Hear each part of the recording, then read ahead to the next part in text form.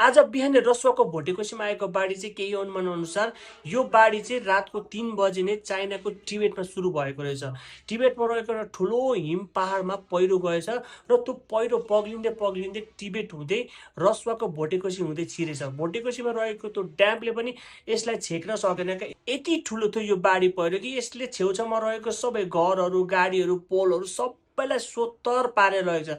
त्यहाँनिर लगभग त्यो छेउछाउ किनारामा रहेको 70-80% मान्छेलाई चाहिँ यसले बगायो भन्ने अनुमान लगाएको छ। र अहिलेसम्म यसले जन र धनको चाहिँ कति क्षति पुर्यायो, कतिजनालाई चाहिँ यसले ज्यान लगिसक्यो, कतिजना मिसिङ छन्, कति धनको चाहिँ यसले क्षति गर्यो, अहिलेसम्म अनुमान लगाउनै सकिएको छैन। र केही रिपोर्टको अनुसार रसोमा 400 जना जस्तो टुरिस्टहरू चाहिँ थिएन अरे। अहिले त्यो टुरिस्टहरू सबैजना चाहिँ मिसिङ भएको भन्ने खबरहरू पनि आइरहेको छ।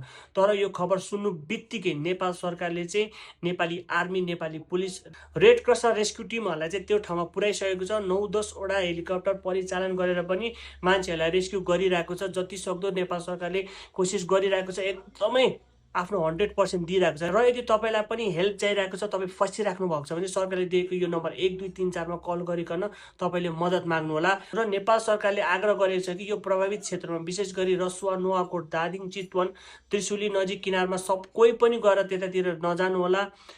त्यतातिर नजिक हुनुहुन्छ भने सुरक्षित ठाउँमा जानु होला भनेर पनि नेपाल सरकारले आग्रह गरेको छ। सबैजना सुरक्षित रहनु होला। र अझै पनि यो बाढी पहिरो चाहिँ कहाँबाट र कसरी सुरु भयो भन्ने कुरा चाहिँ अनुसन्धान भइरहेको छ। Thank you so much for watching. जय नेपाल।